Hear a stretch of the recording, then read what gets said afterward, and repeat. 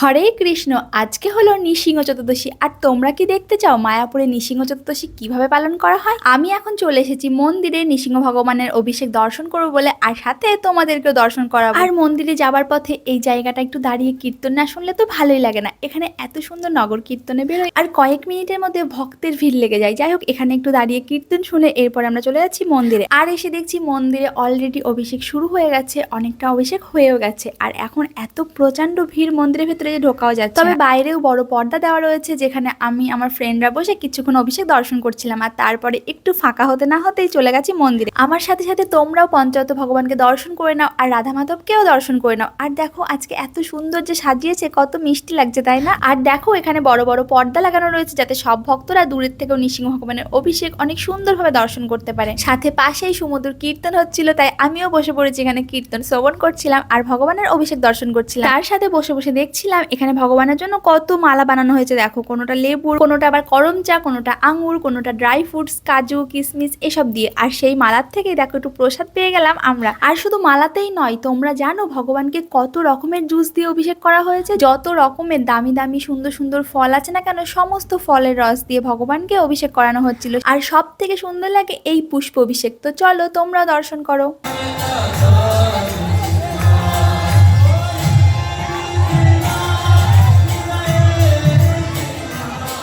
ভগবানের অভিষেক দর্শন করে এখন আমি চলে এসেছি বাইরে। আর এখন আমরা যাব প্রসাদ পেতে। আর আজকে আমার কুপন ছিল গীতা ভবনে। আর যাবার পথে ভিড়ের ফাঁকে আবার কিছু ফ্রেন্ডের সাথে দেখা হয়ে গেছিল। আর এই যে সেই ছোট্ট রঘুনন্দন, কি কিউট না? তো এদের সাথে গল্প করতে করতে চলে এসেছি গীতা ভবনে। আসার সাথে সাথেই তো আমাদের একটা জুস দিয়ে দিল। এই গরমে এত কষ্ট হচ্ছে, জুসটা খেয়ে যেন শান্তি। তারপরেই প্রসাদে চলে এসেছিল বাকুইটের খিচুড়ি, আলু ভাজা, বাদাম সেদ্ধ, এঁচড়ের সবজি আর পনিরের সবজি। প্রসাদ পেয়ে আমরা চলে এসেছিলাম আবার মন্দিরে আমার একটা ফ্রেন্ডের সাথে দেখা করার জন্য। আর দেখো এখানে এসেই আমি দর্শন পেয়ে গেলাম আমাদের প্রিয় কমল গোপাল প্রভু। আর ওনার কৃপা লাভ করে আমি আবার চলে আসলাম আমার ফ্রেন্ডের সাথে দেখা করতে। এই যে আমার সেই ফ্রেন্ড প্রিয়াঙ্কা, তোমরা চিনতেই পারছো নিশ্চয়ই, প্রিয়াঙ্কা টাইম স্টোরি। আর তার কিউট বেবি লিটিল গোল। সত্যি মা মেয়ে দেখতে যতটা কিউট, মনটাও কিন্তু ততটাই ভালো। ওরা নৃসিংহ চতুর্দশী উপলক্ষে মায়াপুরে এসেছে আর নৃসিংহ চতুর্দশীর ব্রত পালনও করেছে। আর জানো, ওর ননদ, ওর দেওর সবাই কিন্তু মায়াপুরেরই ভক্ত।